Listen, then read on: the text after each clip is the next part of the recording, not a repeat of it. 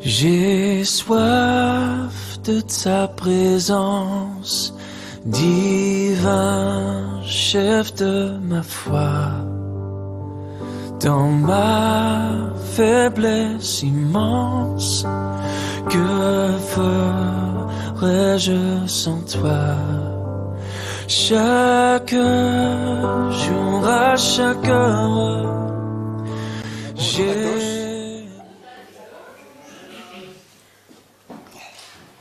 C'est toujours une joie de venir vous partager la parole.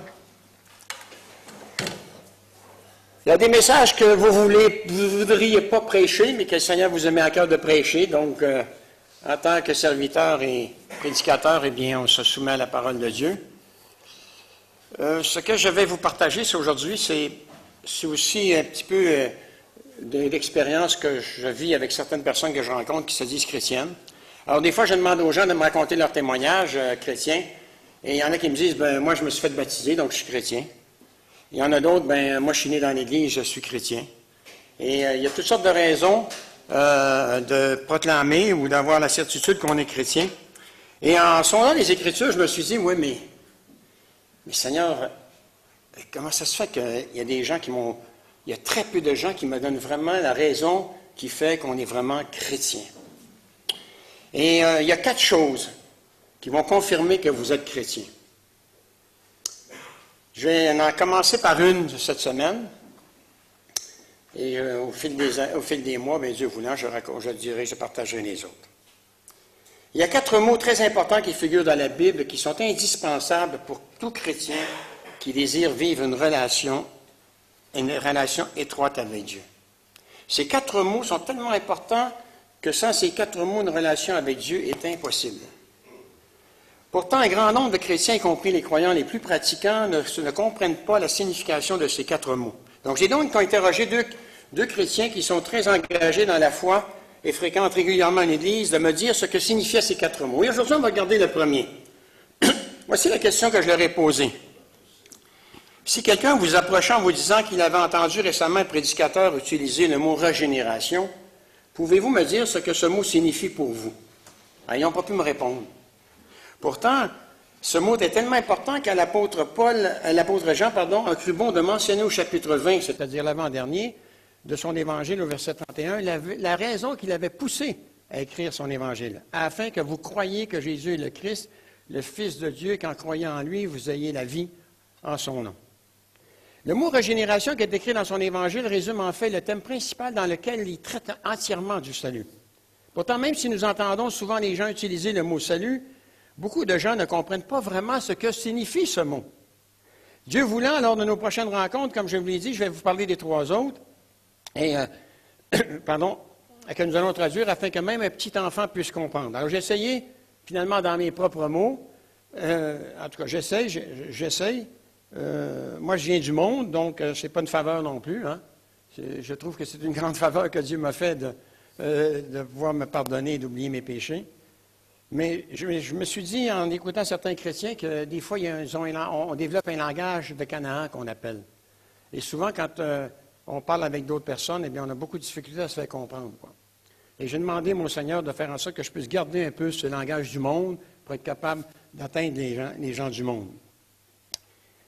Ce mot que nous allons examiner, ce matin, nous allons examiner le mot « régénération », le premier de ces 4 mots, qui est vraiment le point de départ du salut. Beaucoup ne connaissent pas la signification de ce mot parce que c'est un mot qui, aujourd'hui, n'est pratiquement plus utilisé dans les prédications et qui signifie simplement nouvelle naissance, nouveau, renouveau, rétablissement ou recommencer à nouveau. Ce mot utilisé par Jésus décrit comment Dieu donne la vie à une personne qui est spirituellement morte afin que cette personne puisse, pour la première fois de sa vie, voir la vérité avec ses yeux, entendre la vérité avec ses oreilles et répondre à cette vérité avec son cœur. Permettez-moi de vous dire pourquoi ce mot est important. Si vous ne faites pas l'expérience de la régénération, de la nouvelle naissance, eh bien, Jésus a dit non seulement que vous ne verriez jamais le royaume de Dieu, mais que vous n'y entreriez jamais, que vous ne connaîtriez jamais le Dieu de ce royaume. Ce n'est pas Jacques Hulon qui le dit. Si vous voulez vous choquer, vous choquerez après le Seigneur. Moi, je n'ai rien. Et on va voir qu'est-ce que c'est Dieu. En chapitre 3, Jésus va avoir une conversation hors du commun avec un pharisien nommé Nicodème. Et au cours de cette conversation, Jésus va non seulement expliquer dans un premier temps à cet érudit religieux ce qu'est la régénération, ce qu'est la nouvelle naissance, mais il va lui expliquer dans un deuxième temps pour quelles raisons la nouvelle naissance est importante et quels sont ceux qui en ont besoin. Car pour vraiment connaître Dieu, le Dieu d'amour qui veut faire de nous ses enfants, Jésus va dire à Nicodème que nous devons tous, sans exception, naître de nouveau. Qu'est-ce que ça veut dire, naître de nouveau? Paul en donne un exemple. Il nous dit, naître de nouveau, c'est être mort au péché. Ça, c'est ce que Paul dit dans une de ses épîtres. Mais avant tout, il faut se rappeler à qui Jésus s'adressait ici. Il est écrit au verset 1 du chapitre 3 que Nicodème était pharisien, un des chefs juifs. Si vous aviez vécu il y a 2000 ans à Jérusalem, peu importe que vous auriez été juif ou non, vous auriez entendu parler de Nicodème, car tout le monde le connaissait. Nicodème, c'était une célébrité. Si vous aviez pu écouter la conversation que Jésus avait eue avec Nicodème, vous vous seriez dit que c'était la dernière personne avec qui vous auriez pu penser que Jésus aurait cette conversation. Vous n'auriez pas été surpris de voir Jésus avoir cette conversation avec un meurtrier, un brigand, un voleur, un menteur, un adultère, un fornicateur ou avec un traître, mais jamais avec un pharisien qui connaissait la loi sur le bout de ses doigts, bien-aimé, qui ne manquait jamais d'aller au temple, qui donnait sa dîme pour soutenir l'œuvre de Dieu, qui se faisait un honneur de respecter toutes les règles et qui s'appliquait à être le top modèle de la religion juive. De plus, Nicodème n'était pas un simple pharisien, mais un théologien qui possédait un doctorat sur l'Ancien Testament, mais c'était aussi un homme de pouvoir et un homme d'influence. Il n'était non seulement connu dans la communauté juive, mais dans le monde connu à cette époque. Il était non seulement vénéré, mais il était aussi respecté et admiré. C'était loin d'être un juif ordinaire, ce Nicodème, parce qu'il faisait partie du Sanhédrin. Si on vous avait demandé de parier tout ce que vous possédiez sur une personne habitant Jérusalem qui pouvait tenir tête à Jésus, vous auriez osé parier sur Nicodème. Si on vous avait dit qu'il viendrait un jour voir Jésus pour avoir un entretien avec lui, en privé, vous auriez probablement dit qu'avec la connaissance religieuse que Nicodème avait, il n'irait jamais voir Jésus. Mais voilà, Nicodème savait ce qu'il faisait. C'était un type d'un calme exemplaire. Et le texte biblique nous dit au verset 2, il va venir auprès de Jésus de nuit pour avoir cette incroyable conversation avec lui. Il va lui dire, « Rabbi, nous savons que tu es un docteur venu de Dieu. » Pour les pharisiens, c'est rare, c'est le premier qui va faire des compliments au Seigneur Jésus. Car personne ne peut faire ces miracles que tu fais si Dieu n'est avec lui. Si nous traduisons ce que Nicodème venait de dire à Jésus, cela ressemble fortement à ceci. Je te connais. Je sais que mes confrères pharisiens disent sur toi Jésus, mais je ne les crois pas. Tu es non seulement un très bon enseignant, mais tu as un enseignement qui vient de Dieu. Je le reconnais. Et tu en sais plus sur Dieu que personne d'autre que je connais sur cette terre. Les psychologues vous diront que pour nouer rapidement une relation avec quelqu'un, et devenir rapidement ami avec lui, il vous faut faire deux choses. Premièrement, parler de lui et dire du bien de lui. Nicodème avait tapé en plein dans le mille. Il est venu voir Jésus parce qu'il avait probablement une liste de questions théologiques à lui poser. Jésus va alors faire une chose étrange avec ce docteur de la loi. On pourrait croire qu'il aurait commencé à lui parler de la création ou du jour où Dieu a séparé la mer Rouge en deux, ou bien le jour où David avait vaincu Goliath, ou encore le jour où la prophète Élie était montée au ciel dans un char de feu, mais pas du tout. Jésus va faire ici une chose qu'il faisait souvent, qui va laisser Nicodème bouche bée. Il savait qu'il était en présence de quelqu'un qui était non seulement un pharisien, mais le docteur en Israël. Comme à son habitude, connaissant le ou les besoins de ceux qu'il rencontrait, Jésus n'ira pas par quatre chemins, il va parler d'un sujet que Nicodème avait besoin d'entendre, celui de la nouvelle naissance, bien-aimé. Et je crois sincèrement aujourd'hui l'Église a besoin d'entendre le message de la nouvelle naissance qui fait de nous des enfants de Dieu, bien-aimés. Il y a des gens qui vivent comme des païens toute la semaine, qui viennent à l'Église, bien-aimés, qui louent le Seigneur, qui osent louer le Seigneur, et qui sont convaincus qu'ils ont leur ticket pour le ciel, bien-aimés. Mais ils sont séduits, bien-aimés. Vous savez, il m'est déjà arrivé de faire des services funèbres chez des gens où je n'étais pas convaincu que la personne s'en allait au ciel. Hein. Et c'était quelqu'un qui avait fréquenté l'Église toute sa vie. Hein. Les 4 signes qu'on va regarder, c'est d'abord la nouvelle naissance, qui est essentielle pour avoir la certitude d'aller au ciel. C'est d'avoir vécu la repentance. Deuxième, c'est essentiel. Troisièmement, c'est d'être converti. C'est essentiel. La vraie repentance par rapport à la fausse, la vraie repentance, elle fait en sorte que la personne, dans son cœur, elle est complètement transformée. Parce qu'elle n'est plus seule, il y a Christ qui habite en lui, quoi. Christ, il est son coach, Christ, il est son instructeur, c'est lui qui l'éduque. C'est par son Saint-Esprit, bien-aimé. Et quatrièmement, la sanctification, bien-aimé. Ça prend ces quatre-là. C'est pas moi qui va le dire, je vais vous le lire le verset dans l'Hébreu. Sans la sanctification, nul ne verra le Seigneur. Il ne dit pas sans une prière de repentance, il dit les quatre. Si vous n'avez pas les quatre, vous ne pouvez pas entrer au ciel. Et moi, ce matin, je ne suis pas là pour vous condamner, bien-aimés. Je le dis toujours, hein, j'ai mes problèmes, j'ai mes combats spirituels aussi. Mais le Seigneur me met à cœur de vous partager ces messages-là ce matin. Voilà. Et vraiment sans aucun esprit de condamnation. Je ne vise personne en plus. Je ne connais pas votre vie, je suis content de ne pas la connaître. Parce que vous ne pouvez pas vous dire en vous-même, ben, il est en train de me parler, lui. Non, non. Si vous vous sentez visé, ben vous parlez au Seigneur, c'est le Saint-Esprit, quoi.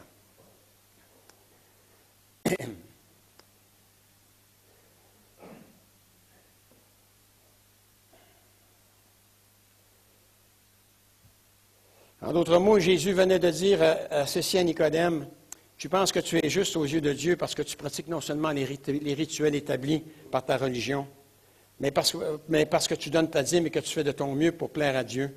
Tu crois que Dieu est fier de toi et que tu as une place qui t'est réservée au paradis. Nicodème devait se dire à lui-même qu'il était d'accord avec tout ce que Jésus venait de dire. Il devait être content, quoi. Pourtant, ce que Jésus s'apprêtait à dire ici à Nicodème va l'amener à se remettre profondément en question.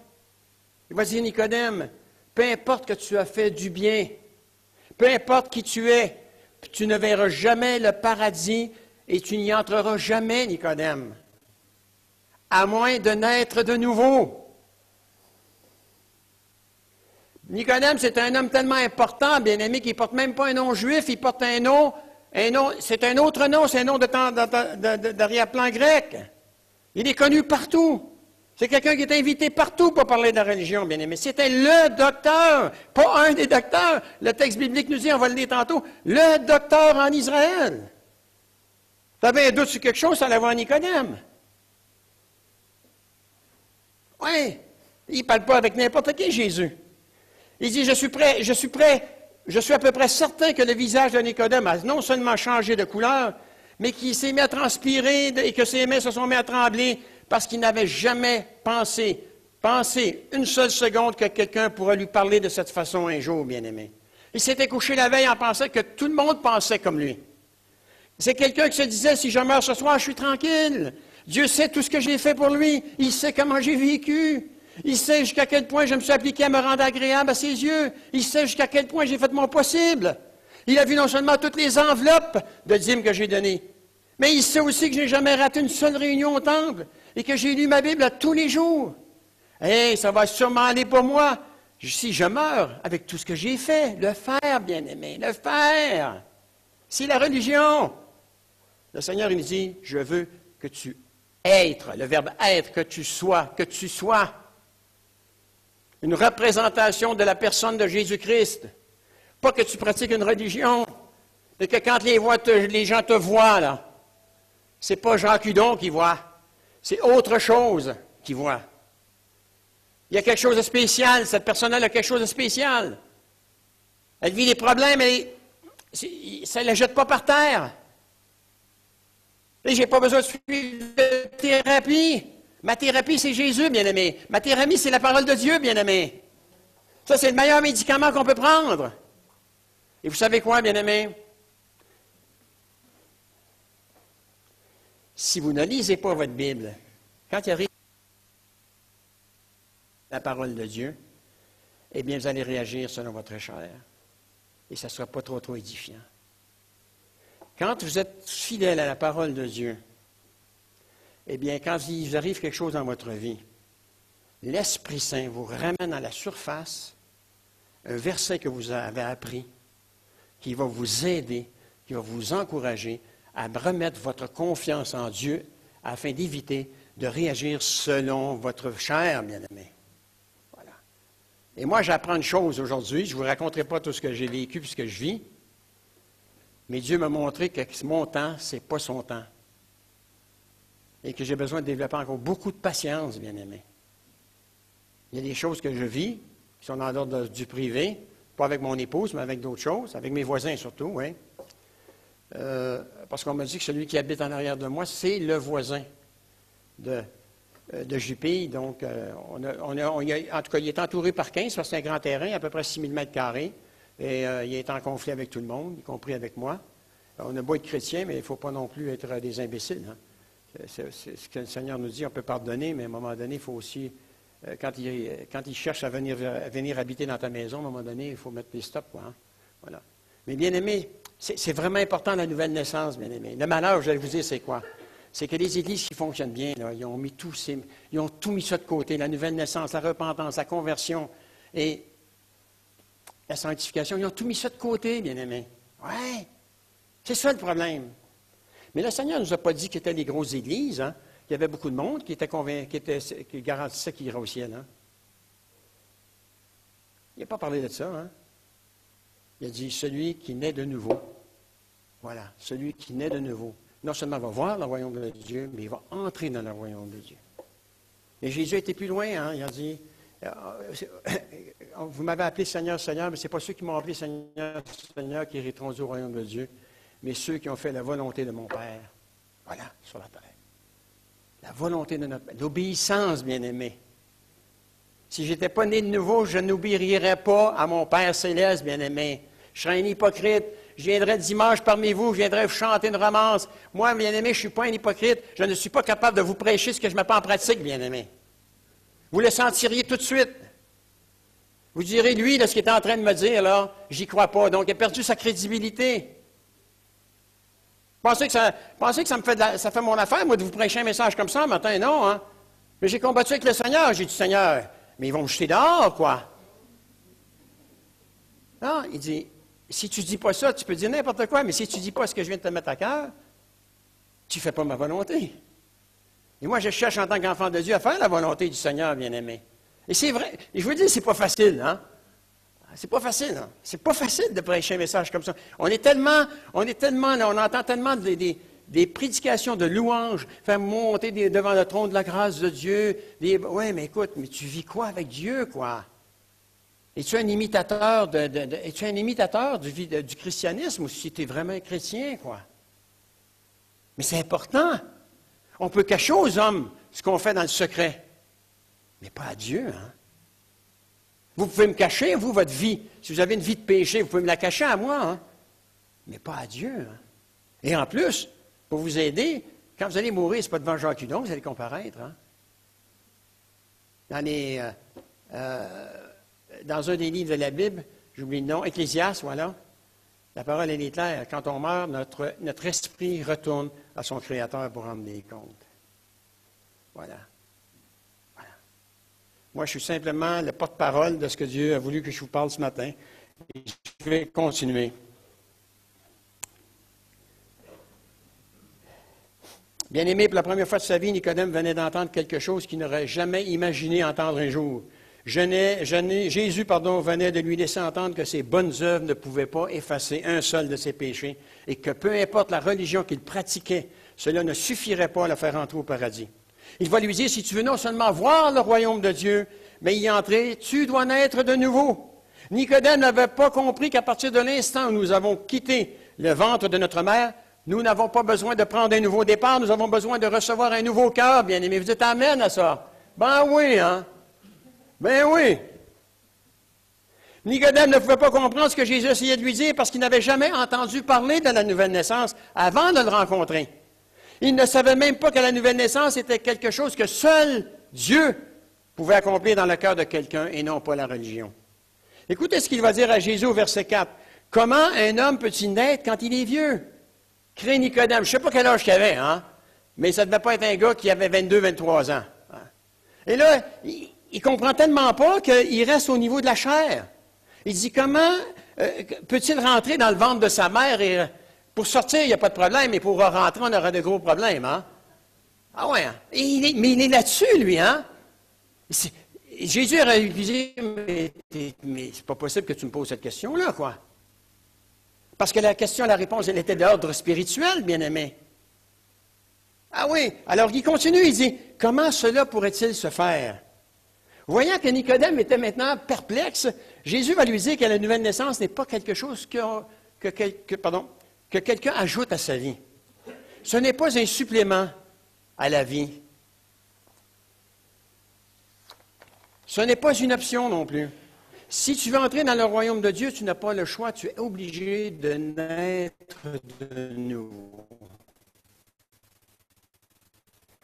Combien d'entre nous ont choisi? Je n'ai pas choisi de naître, je n'ai pas demandé à naître, je n'ai pas choisi où je devais naître et je n'ai pas choisi la famille dans laquelle je devais naître. Je suis venu au monde sans aucun effort de ma part. C'est ma mère qui a fait tous les efforts pour que je naisse. Jésus va dire à Nicodème qu'il en est de même avec la naissance spirituelle. Vous n'avez pas à travailler dur pour naître de nouveau parce que c'est Jésus qui a fait tout le travail pour vous sur la croix. Ça, c'est pas merveilleux, ça, bien-aimé. La naissance physique vous accorde une place sur la terre, tandis que la naissance spirituelle vous accorde une place dans le ciel.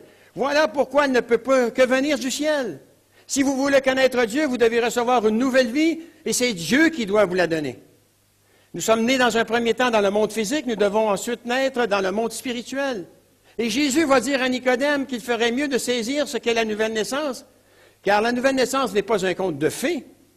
Elle est quelque chose de réel et qu'il devrait obligatoirement faire l'expérience s'il voulait entrer dans le royaume de Dieu. En fait, ce que Jésus était en train de dire à Nicodème, bien-aimé, c'est ceci. Nicodème, tu as besoin de naître de Dieu. Voilà.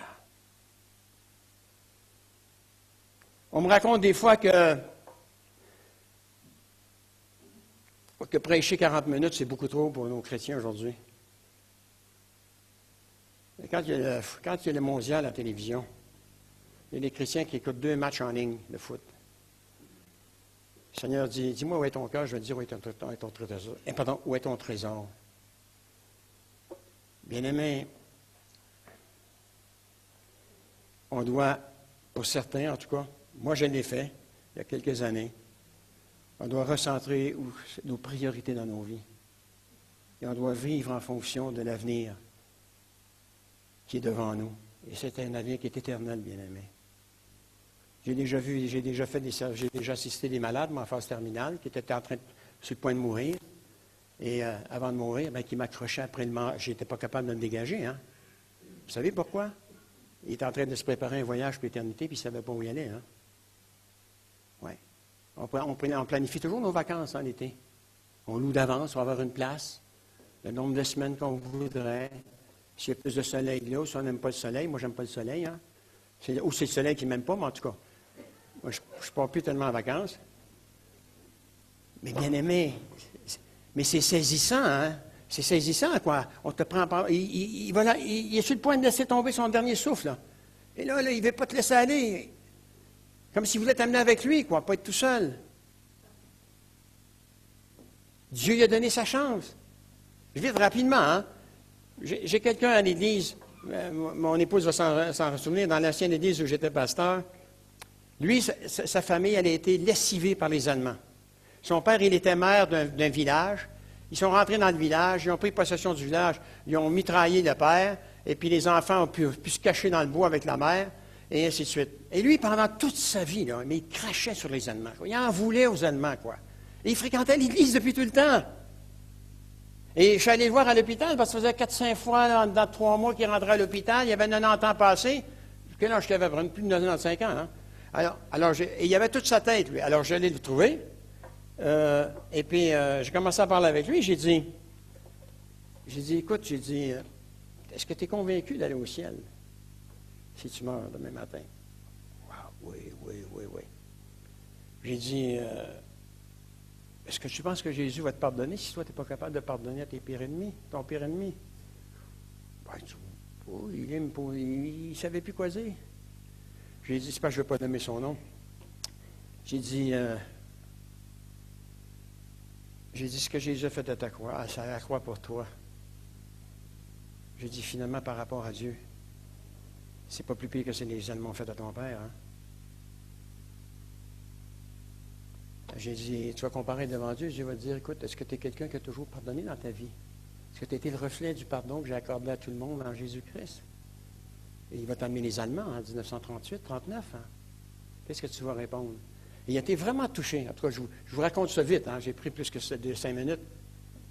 Mais finalement, il a donné sa vie au Seigneur. Quoi. Il a réalisé. Il s'est repenti. Quoi. Ah oui, il avait compris qu'il n'était pas chrétien né de nouveau. Bien aimé, je connais des chrétiens là, qui ont des rancunes qui durent 10-15 ans. Montrez-moi ça dans la Bible où Paul dit qu'après 15 ans, bien, il est temps que tu ailles le voir. Quoi. Il commencerait peut-être que tu prennes contact. Non, on ne peut pas se permettre d'être rancunier. On ne peut pas. Hey, s'il y en avait un qui aurait pu se permettre, hein?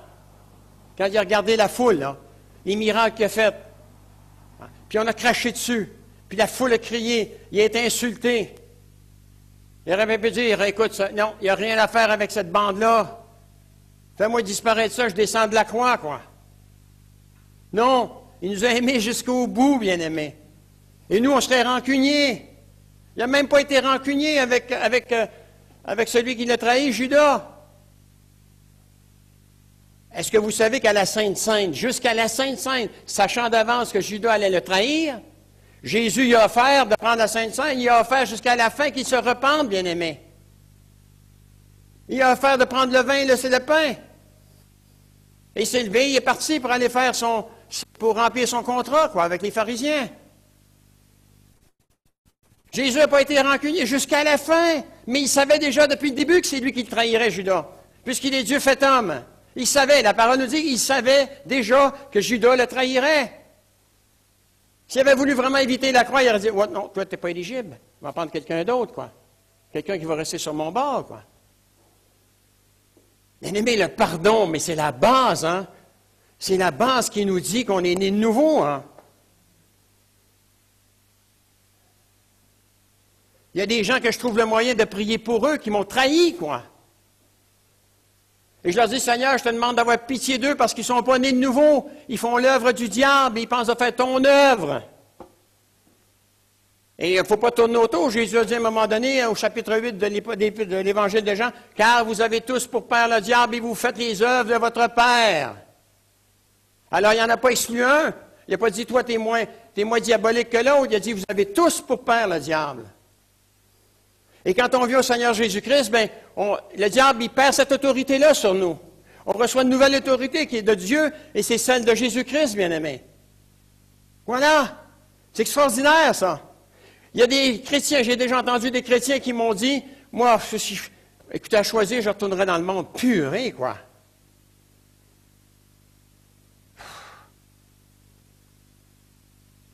Puré, bien-aimé. C'est presque péché contre le Saint-Esprit, hein? Hey!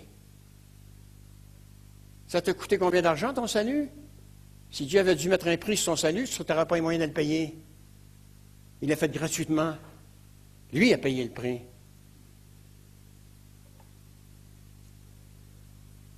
Et pourquoi Jésus s'est rendu jusqu'au bout? Parce que le Père veut passer l'éternité avec le summum de sa création, qui sont l'homme et la femme, bien-aimés, les êtres humains. Extraordinaire, ça. C'est magnifique, bien-aimés.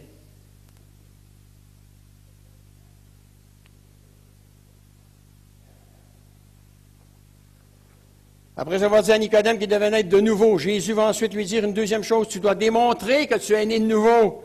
C'est-à-dire montrer que tu es maintenant un citoyen du royaume de Dieu dans la façon de penser, dans ta façon de penser, et dans ta façon d'agir, bien-aimé. Et ça, c'est la conversion. Tu ne peux plus être le même avant. Peut-être que Ruben connaît mon passé, il a peut-être déjà raconté. Mais bien-aimé, moi, à la vue des hommes, je ne suis pas qualifié pour prêcher, je ne suis pas qualifié pour être pasteur, même je ne suis pas qualifié pour être chrétien. À la vue des hommes, mais c'est Dieu qui donne l'appel, bien-aimé. C'est Dieu qui convertit, bien-aimé.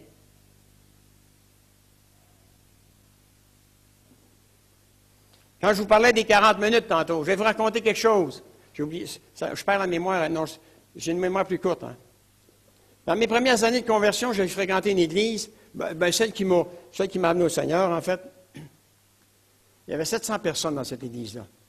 Je ne vous dis pas que le Seigneur en sauve plus dans une grosse église que dans une petite, c'est pas ça du tout, je veux dire. C'est souvent dans les grosses aujourd'hui qu'on a des gros problèmes, quoi, de doctrine. Bien aimé, il y avait tellement...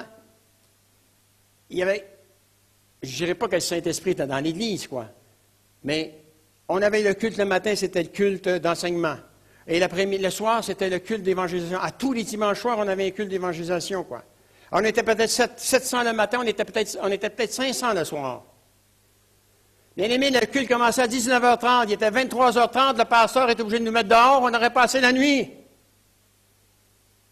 Et là, tu prêches des fois, et là, tu vois les gens qui regardent leur monde, quoi. Hey! On a besoin des réveils, hein? Mais on a besoin des réveils, bien aimé. On a besoin que Dieu nous brasse un peu, hein? C'est pas possible, quoi. On regarde des films à la télévision, ça dure 2 heures, 2 heures et demie. On est prêt à les regarder jusqu'au bout. Et on vient à l'église. Si vous avez quelque chose qui ne fait pas votre affaire dans le culte, bien, vous allez voir les anciens, vous leur dites, quoi. Mais pas arriver ici avec une gueule, excusez-moi, pas une gueule, mais une tête. Oui. Malheureusement, on n'utilise pas le mot bouche au Québec. Quand on dit à quelqu'un, ça ferme, on dit ferme ta gueule, quoi. Et voilà. Excusez-moi, je ne voulais pas être vulgaire, mais c'est vrai, bien-aimés. Ils sont là pour ça, hein? Ils sont là pour vous répondre à vos besoins. Ils ne sont pas obligés de répondre, toujours de dire oui, amen, mais ils sont là, c'est bien qu'ils soient les premiers à être informés, quoi. Pourquoi vous n'avez pas le sourire facile, quoi. C'est important. Il y a une chose importante que chaque Belge reçoit à sa naissance et qu'il se doit de conserver, et c'est son acte de naissance. Car ce document confirme votre identité, c'est-à-dire que vous êtes bien celui que vous étiez à votre naissance, ou si vous préférez, que vous êtes bien celui ou celle que vous prétendez être. Elle est arrêtée, l'horloge. Ça marche ou ça ne marche pas? OK, ça va. Je trouve qu'elle est plus slow un matin, oui. Le gouvernement belge peut vous délivrer un certificat de naissance physique, mais il ne peut pas vous délivrer un certificat de naissance spirituelle, et l'Église ne peut pas vous délivrer un certificat de naissance spirituelle. Si un acte de naissance physique est nécessaire pour ce monde, un acte de naissance spirituelle est nécessaire pour le monde à venir, et seul Dieu peut le délivrer en Jésus-Christ. Et il le donne à tous ceux qui sont nés de nouveau, qui est confirmé par l'Esprit de sainteté qui habite dans vos cœurs, dans mon cœur, et qui nous permet de crier « Abba, Père bien-aimé ». Oui. Le terme « Abba », on le sait, ça signifie « papa », et ça exprime une affection particulière, familière, une confiance et une intimité envers son Père céleste. C'est l'Esprit qui confirme que nous sommes des enfants de Dieu, nous donnant ainsi la liberté de nous adresser à lui dans l'intimité de nos chambres. Qu'est-ce que Jésus était en train de dire à Nicodème ici? Écoute bien, Nicodème. Il faut naître de nouveau parce que la naissance physique te permet seulement d'entrer dans cette vie terrestre, alors que la naissance spirituelle te permet d'entrer dans le royaume de Dieu. Rappelez-vous ce que Jésus a dit à la femme samaritaine au puits. Il lui a dit que nous devions adorer Dieu en esprit et en vérité. Pas seulement avec notre corps et avec notre âme, mais que nous devons adorer Dieu en esprit et en vérité. Le jour où Adam et Ève ont désobéi à Dieu, non seulement ils sont devenus physiquement mortels, mais à l'intérieur d'eux, ils étaient morts spirituellement parlant. À partir du moment où ils ont désobéi à Dieu, tous les êtres humains qui sont venus au monde après eux, y compris vous et moi, parce que nous sommes dans la même race qu'Adam et Ève, nous sommes morts spirituellement parlant. Voilà pourquoi Jésus va dire à Nicodème au verset 7, « Vous devez naître de nouveau, parce que vous êtes morts spirituellement. » Si quelqu'un est mort spirituellement, ce n'est pas d'une religion qu'il a besoin. Ce n'est pas de devenir membre d'une église qu'il a besoin. Il a besoin de naître spirituellement parlant, et malheureusement, c'est ce que les gens ont souvent de la difficulté à saisir. L'être humain n'a pas besoin d'être réformé, il a besoin d'être transformé, et seul Dieu peut le faire, bien-aimé. Malheureusement, beaucoup de gens pensent que la régénération consiste à réformer le cœur de quelqu'un, c'est-à-dire le rendre meilleur. Mais ça ne change pas l'individu. Ça le rend plus hypocrite. Devant les gens, il est bien, distingué, et dans l'intimité, c'est un vrai bourreau. Bien-aimés, vous n'avez pas seulement besoin de devenir une meilleure version de vous-même, vous devez devenir un être nouveau parce que l'ancien moi doit être remplacé par l'Esprit de Dieu. Mes amis, la religion et la réforme vous éviteront la prison, mais seule la nouvelle naissance vous évitera l'enfer. Mais, pardon, Jésus n'a pas dit à Nicodème, tu dois aller à l'église, tu dois te faire baptiser, tu dois faire ceci ou cela. Il lui a dit, tu dois naître de nouveau. Par la suite, tu te feras baptiser, tu te joindras à une église. Bien-aimé, avoir une relation avec Dieu ne signifie pas prendre un nouveau départ dans la vie, mais plutôt commencer une nouvelle vie avec Jésus. Ce que Jésus était en train de dire à Nicodème, c'est ceci, peu importe dans quelle famille, peu importe dans quelle famille d'église tu appartiens, peu importe ce que tu crois, tu ferais mieux de croire que tu dois naître de nouveau si tu veux non seulement voir le royaume de Dieu, mais y entrer. Autrement dit, bien-aimé, ce que Jésus venait de dire à Nicodème, c'est ceci. Nicodème, une fois que tu crois que la nouvelle naissance est quelque chose de réel, tout comme la naissance physique est quelque chose de réel et que tu te soumets aux exigences de celle-ci, c'est alors et seulement alors que tu nais de nouveau. Bien-aimé, quand on fait un appel à la repentance, c'est facile de lever sa main. C'est facile de s'avancer en avant. Mais avant de ramasser en avant, là, moi, je me souviens très bien, je vais t'emprunter la chaise. Moi, j'étais dans cette grande salle de 700 personnes, j'étais assis, j'ai levé la main. Ah oui? C'est facile de lever la main, hein? Qui va accepter Jésus? Mais même le diable accepterait Jésus si on y a ferait, hein? Alors, je me suis assis. Et là, quand il a demandé de venir en avant, moi, je me donnais en spectacle devant 700 personnes. Pas Jean Cudon, hein? Oh, monsieur, un instant! Bien, là, premièrement, Dieu travaillait mon orgueil, là. Tu ne peux pas entrer dans le royaume de Dieu sans avoir un esprit d'humilité. Les orgueilleux sont dehors. Et deuxièmement, avant d'avancer en avant, de lever la main, c'était facile. Maintenant, tu renonces à quoi pour avancer en avant? Seigneur, je renonce à ma vie de péché. Oui, mais dans un péché particulier. Tu sais lequel... J'attendais l'esprit comme ça, hein? Oui, c'est quoi ton... Oui. Tu es un homme d'affaires, arrête de faire du noir. Es-tu prêt à renoncer à faire du noir? Ah, tu es prêt à renoncer à faire du noir? Mais je suis resté les fesses collées sur la chose de la chaise pendant un certain temps, hein? Et que vous soyez né dans l'Église, que vous ne soyez pas né dans l'Église, on a tous un péché à renoncer quand on vient au Seigneur Jésus-Christ. Pour les gens de l'Église, c'est maintenant je prends la décision de ne plus être mon Dieu, c'est-à-dire de dire, en lisant la Bible, de choisir ce qui est bon pour moi, ce qui n'est pas bon, ou de choisir ce qui est péché, ce qui n'est pas péché. Et ça s'adresse aux gens de l'Église, ça s'adresse à d'autres aussi, quoi. Hein? Parce que j'ai des parents qui ont demandé de baptiser leurs enfants, moi, leurs adolescents. Et j'ai dit, pourquoi? Vous avez des raisons qu'ils veulent... Oui, il y a un nouveau monde chrétien. Mais il n'y a personne qui vit au monde chrétien. Hein? On commence d'abord par être crétin, puis après ça, on devient chrétien. Hein? C'est comme ça que ça fonctionne. Ouais.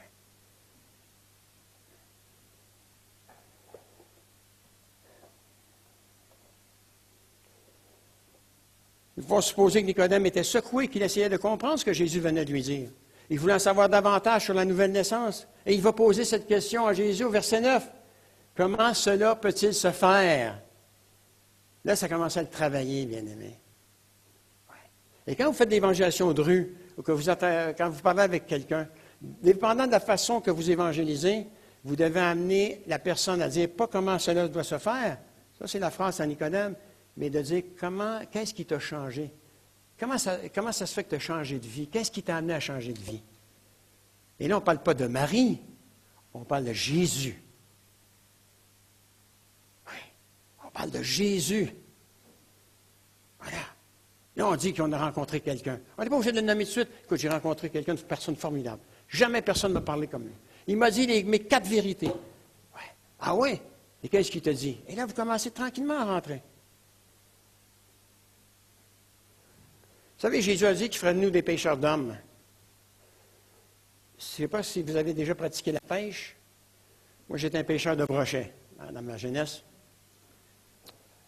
Et à un moment donné, quand tu es dans un canot, dans une chaloupe et que tu lances, les brochets, ils se mettent autour des joncs. Hein? Parce que on a des gros brochets chez nous qu'on appelle des masquinongés.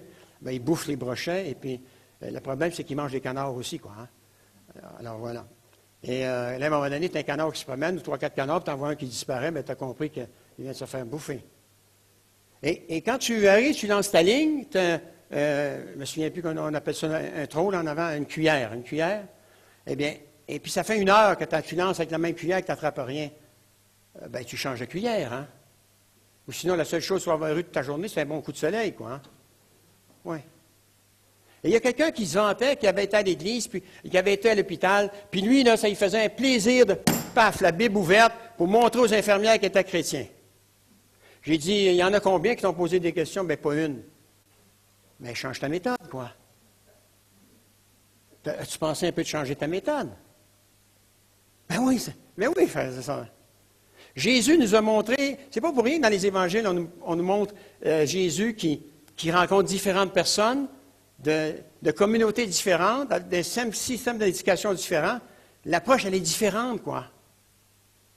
C'est vrai que la femme adultère, la femme au puits, qui avait eu 5 maris, là, puis qui était avec un autre qui n'était pas le sien, hein, bon, on parle en concubinage ici, mais écoutez, pour courir après des hommes comme ça, là, cette femme-là, la première chose qu'elle avait, c'était un besoin d'affection, un besoin d'amour terrible. Hein?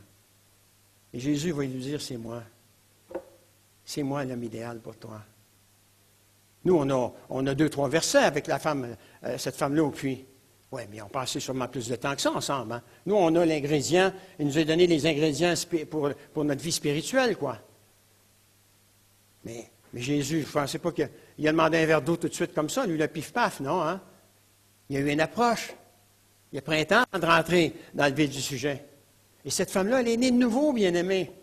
Elle a couru dans tous les villages autour. Elle est allée partager ce qu'elle venait de vivre, bien-aimée. Pourquoi on ne fait pas pareil? Je ne vous dis pas que ce n'est pas parce qu'on n'est pas né de nouveau. C'est peut-être que nos priorités sont mal placées. C'est possible de trouver du temps. On trouve toujours du temps pour ce qu'on aime, bien-aimé. Toujours. Où dans l'échelle des valeurs se trouve le mot évangélisation pour un chrétien né de nouveau, bien-aimé? Vous êtes amen à ça? Oh, c'est pas fort, là. Je vais arrêter ici. Amen? Amen? OK, je termine. C'était une bonne question que venait de poser Jésus à Nicodème, parce que cela sous-entendait qu'il commençait à voir la lumière au bout du tunnel. Pardon, que Nicodème a posé à Jésus, parce qu'il commençait à voir la lumière au bout du tunnel. Qu'est-ce que je dois faire? Qu'est-ce que je dois faire, Jésus? Si j'interprète correctement la question que Nicodème vient de poser à Jésus, il va lui dire ceci: supposons que je dois naître de nouveau aujourd'hui, est-il possible de me dire comment cela arrive dans la vie d'un homme? Avant de répondre à cette question, Jésus va lui dire quel était son problème. Écoutez attentivement la réponse de Jésus, versets 10 et 12. Toi qui es un maître réputé en Israël, tu ne connais pas ces choses. Vous ne me croyez pas quand je vous parle des choses terrestres. Comment donc me croirez-vous si je vous parle des choses célestes? Jésus n'était pas en train de dire à Nicodème qu'il n'était pas assez intelligent pour comprendre. Il était en train de lui dire que la nouvelle naissance n'avait rien à voir avec les capacités physiques ou intellectuelles de quelqu'un. Il essayait de lui faire comprendre que son problème, c'est qu'il ne croyait pas, bien-aimé. Qu'il ne vous croyait pas. Et vous vous souvenez, la dernière prédication que j'ai dit, il est important de croire pour recevoir et non pas de recevoir pour croire. Surtout que recevoir pour croire, c'est... Comment est-ce qu'il s'appelle, donc? Bon. Thomas, voilà, Thomas. C'est Thomas, Jésus a dit, toi, tu as cru parce que tu as vu. Mais heureux ceux qui auront vu, qui auront cru sans avoir vu. Il essayait de lui faire comprendre que son problème, ce n'était pas qu'il croyait... Pardon? Je vais passer un petit peu. Hein. Jésus va dire à Nicodème, tu peux faire l'expérience de la nouvelle naissance et quand tu l'expérimenteras, tu ressentiras les effets de la nouvelle naissance. Si vous n'êtes pas encore né de nouveau ce matin et que vous commencez vraiment à croire, vous allez en arriver intérieurement à vous poser la question suivante, que dois-je faire alors pour naître de nouveau? Il faut vous repentir et vous convertir pour que vos péchés soient effacés. On va en parler la prochaine fois, Dieu voulant. Première prédication de Jésus quand il a commencé. Repentez-vous que le royaume de Dieu s'est approché. Une des prédications de Jean-Baptiste, repentez-vous. Les dernières paroles de Jésus avant de quitter, repentez-vous. Bien-aimés, la repentance, elle est essentielle pour naître de nouveau. C'est un ingrédient que vous devez mettre dans la recette pour naître de nouveau, bien-aimés. Et après ça vient la conversion. C'est pour ça que Pierre, dans Actes chapitre 3, verset 19, quand il prêche, il dit « Repentez-vous et convertissez-vous ». La conversion, elle vient après. La condition, elle est pratique. C'est quoi? C'est-à-dire que quand je me suis vraiment repenti, eh bien, la conversion, c'est que j'ai pris la décision aussi d'accompagner ma repentance avec un changement de conduite, un changement de comportement, quoi. Oui. Voilà. Voilà. Merci. Merci. Oui. Si vous n'êtes pas encore... Pardon. Quand un enfant naît, il a toujours les caractéristiques de son papa ou de sa maman, ou un peu des deux. En gros, il manifestera leur nature, il aura leur apparence et sa personnalité sera façonnée et influencée par ce qu'ils lui auront apporté lors de la conception. Ça me fait rire, ça. Il y avait des parents dans l'Église, dans mon ministère, qui venaient me trouver. Il y avait des problèmes avec leur enfant. Mais tu sais, le père et la mère viennent ensemble, ils viennent te partager leurs souffrances et tout ça. Alors, la première question que je leur posais, c'est pas qu'est-ce que votre enfant a. Je disais, il retient de qui votre enfant? De vous, madame, ou de vous, monsieur? Parce que les enfants, ils ressemblent. Écoutez, ils se bâtissent, se construisent dans la maison paternelle. Hein? Ah oui. Et là, il y a quelqu'un qui en enseigne une, soit la femme ou l'homme, elle dit, oui, mais je pense que ça, il pense. Et ça, je pense que c'est son père. Alors, son mari disait, non, mais il ne te demande pas ce que tu penses de moi, il te demande ce que toi, ce que tu penses que ton enfant ressemble. En quoi ton enfant ressemble. Et bien aimé, c'est la même chose quand on est de nouveau, bien aimé. Dieu veut nous amener à ressembler à la personne de Jésus. C'est ça le fardeau de Dieu, bien aimé. Pourquoi il ne nous enlève pas tout de suite monter au ciel avec lui? Parce qu'on est. C'est ce que Pierre parle dans sa première épître. On doit aller proclamer l'Évangile. Et pourquoi Pierre en parle? Parce que c'est une Église qui est persécutée à l'époque de Pierre. Il adresse ses messages à une Église qui est persécutée. Les gens sont découragés, quoi. Mais il lui disait, prenez courage. Prenez courage, bien-aimés, parce que lui, il a vaincu la mort. Gloire à Dieu. Voilà où est votre espérance. Voilà où est mon espérance, bien-aimés.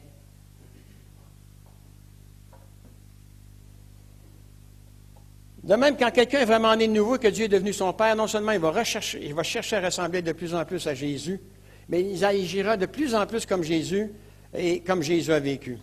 Parce que l'Esprit de Jésus vit maintenant en lui. En fait, vous allez vous conduire d'une telle manière que les gens vous regarderont en se disant, cette personne, mais elle n'est pas comme nous. Il y a quelque chose de spécial chez cette personne. Je vais me répéter pour ceux qui n'étaient pas là. Quand la première personne m'a partagé, m'a parlé de tout et de rien. Hein. Il m'a parlé de la vie. Lui, c'était vraiment un as pour rendre témoignage dans l'honneur. Il ne m'a pas parlé du tout de l'Évangile au début. Et à un moment donné, j'ai entendu une petite voix qui m'a dit, « Ce que tu cherches depuis toujours, lui, il l'a. Et c'est gratuit. » C'est fou, hein? Je ne savais même pas que le salut était gratuit, moi. Ouais. Et là, je commence à poser des questions. Où je peux trouver ma réponse pour être sûr de savoir où je vais aller passer l'éternité? Voilà. Dans la Bible. Ah ouais, mais... Ouais, dans la Bible, je n'étais pas intéressé à lire toutes les pages, moi. Où je peux trouver ma réponse? À quelle page? Et j'ai commencé. Il m'a dit, oh, lis juste l'Évangile de Jean, ça va être suffisant. Ouais. Après ça, Dieu a placé un deuxième, un troisième, un quatrième sur mon chemin. Je m'en donnais toujours un petit peu plus, jusqu'à temps que quelqu'un ose m'inviter dans son Église. Voilà. Et là, c'était un message. Il y avait 700 personnes. J'avais l'impression qu'ils m'avaient regardé tout seul pendant tout le message. Eh bien, c'était ma journée. Aujourd'hui, Jacques, c'est le jour du salut pour toi. Amen. Gloire à Dieu pour ça, bien-aimé. Gloire à Dieu. Et je n'ai rien fait pour la mériter, au contraire. Rappelez-vous ce que l'apôtre Paul a dit aux chrétiens de Corinthe. Examinez-vous vous-même pour savoir si vous êtes dans la foi. Lorsque quelqu'un est né de nouveau, vous n'avez pas besoin de le supplier de venir à l'Église. Vous n'avez pas besoin de le supplier de soutenir financièrement l'œuvre du Seigneur. Vous n'avez pas besoin de supplier de parler de Jésus aux gens, et vous n'avez surtout pas besoin de supplier de donner son temps à l'Église. Jésus a dit, si vous portez beaucoup de fruits, c'est ainsi que mon Père sera glorifié et que vous serez mes disciples. Les fruits de l'Esprit que l'apôtre Paul cite ici, dans Galates 5, 22, 23, sont des signes de la présence de l'Esprit de Dieu dans la vie d'un chrétien. Ce sont les fruits de l'amour, la joie, la paix, la patience, la bonté, la bienveillance, c'est-à-dire l'esprit de service, la fidélité, la douceur et la maîtrise de soi. La première et la plus grande manifestation du fruit de l'esprit, c'est l'amour qui est la source de toute vie chrétienne, bien-aimés. Car non seulement je veux me démontrer aux gens que j'appartiens à Jésus, que son esprit habite en moi, mais je veux aussi montrer aux gens que je suis né de nouveau. Il n'existe pas de chrétiens qui ne sont pas nés de nouveau, et il n'existe pas non plus de non-chrétiens qui sont nés de nouveau. Quelqu'un qui n'est pas né de nouveau n'est pas un chrétien. Autrement dit, vous êtes né de nouveau parce que vous vous êtes repenti, c'est-à-dire que vous êtes reconnu comme étant un pécheur, et parce que vous vous êtes converti, c'est-à-dire que vous avez pris la décision de changer votre manière de vivre pour vivre comme Dieu vous le demande. Un pasteur a dit un jour, il avait raison, si la religion que vous pratiquez ne vous a pas changé, vous feriez mieux de changer de religion. Et il avait raison, ce pasteur. Ouais. Je tiens à vous rassurer, je ne cherche pas à mettre qui que ce soit dans le doute ou en colère, et je n'ai pas l'intention de remettre en question le salut de qui que ce soit ce matin. Ce n'est pas mon ministère, c'est celui du Saint-Esprit. Vous voulez savoir si vous êtes en règle avec Dieu? La question n'est pas de savoir combien de fois vous êtes allé à l'Église, ou combien d'argent vous avez donné à l'Église, ou si vous avez été baptisé ou non. La question, c'est combien de fois vous êtes né. Car si vous êtes né qu'une seule fois, vous mourrez 2 fois. Vous mourrez physiquement et vous mourrez spirituellement. Mais si vous êtes né 2 fois, c'est-à-dire physiquement et spirituellement, vous ne mourrez qu'une fois. La raison pour laquelle Jésus est né physiquement, c'était pour que nous puissions naître de nouveau spirituellement. Voilà une des raisons de sa venue. Tout comme Jésus l'a dit à Nicodème, tu es né dans une famille terrestre en naissant physiquement, tu dois aussi naître de nouveau et si tu veux entrer dans une famille qui demeurera pour l'éternité dans le royaume de Dieu. Je crois que Dieu accomplit encore des miracles aujourd'hui, mais que le plus grand miracle auquel nous pouvons être témoins, c'est voir quelqu'un naître de nouveau et devenir un citoyen du royaume de Dieu. Est-ce que cette rencontre avec Nicodème a porté des fruits? Dans Jean 7, il va prendre la défense de Jésus devant le Sanhédrin. Et dans Jean 19, c'est avec Joseph d'Arimathée qu'il va aller enlever le corps de Jésus sur la croix pour ensuite l'ensevelir tout près de l'endroit où Jésus avait été crucifié. Bien-aimés, ça nous enseigne une chose, ça, rapidement. Peu importe les paroles que vous allez dire à quelqu'un, si ce sont des paroles de l'Évangile, vous ne verrez peut-être pas les faits immédiats. Parce que vous avez fait votre travail. Et il y en a un autre qui prend la relève, et c'est le Saint-Esprit. Lui, il va travailler le cœur de la personne. Et elle devra un jour prendre une décision. Et si elle n'est pas prête à prendre une décision, Dieu, dans sa bonté, sa miséricorde, va placer quelqu'un sur son chemin pour lui en donner encore un petit peu plus pour l'aider, quoi. Pour la booster juste un peu. Parce que Dieu veut que tous parviennent au salut et à la repentance, bien-aimés. Tous. Pas tous ceux qui sont prédestinés. Hein. Ça ne paraît pas dans le texte, ça. Car Dieu veut que tous viennent à la repentance et au salut. Voilà. Dieu n'a pas créé des gens pour aller en enfer et des gens pour aller au ciel, bien-aimés. Sinon, c'est attaquer la grâce de Dieu. Même si Dieu n'a pas de compte à rendre à personne, c'est attaquer la grâce de Dieu. C'est la diminuer. Il y a tellement de choses qu'on planifie de faire dans la vie, puis arrivé à un certain âge, on regarde en arrière et on réalise que toutes ces choses qu'on avait cru devoir faire n'étaient pas vraiment importantes, finalement. Cependant, il y a une chose que vous devez absolument faire qui a d'une importance capitale, et peu importe l'âge que vous avez, si vous voulez vivre éternellement dans le royaume de Dieu, et c'est naître de nouveau. Peut-être que vous n'avez pas cette assurance ce matin d'être né de nouveau. Si c'est le cas, je vous invite à courber la tête. À garder les yeux fermés, bien-aimés. Peut-être que vous avez été baptisé, parce qu'on vous a demandé de vous faire baptiser. Mais moi, ce que je vous pose la question, ce n'est pas si vous êtes baptisé ce matin. C'est est-ce que vous êtes né de nouveau? Est-ce que vous êtes passé de la mort à la vie? Est-ce que vous avez vraiment l'assurance que si vous mourrez aujourd'hui, Dieu va vous accueillir à la porte du royaume des dieux en te disant, viens bon et fidèle servante, viens bon et fidèle serviteur, entre dans la présence de ton maître. Si vous n'avez pas cette certitude-là, je vais vous demander de fermer les yeux maintenant, parce que je ne veux pas qu'on commence à regarder à droite et à gauche. S'il y a quelqu'un qui n'a pas cette certitude ce matin, je vous demande simplement de lever la main et de la baisser après. Simplement la lever et la presser. Je vais prier pour vous après. Y a-t-il quelqu'un ce matin qui n'a pas la certitude d'être né de nouveau, d'être converti, d'être non pas un chrétien de nom, mais un chrétien de cœur? Est-ce qu'il y a quelqu'un qui est prêt? Je n'insisterai pas. Hein. Pour une dernière fois, est-ce qu'il y a quelqu'un qui n'est pas certain, mais qui doit avoir cette certitude-là? Alléluia. Gloire à Dieu pour cette main. Quelqu'un d'autre? Y a-t-il quelqu'un d'autre qui voudrait lever la main ce matin? Dire, je ne suis pas convaincu de mon salut. Je ne suis pas convaincu vraiment que je vais passer l'éternité. Personne d'autre? Sous la pression,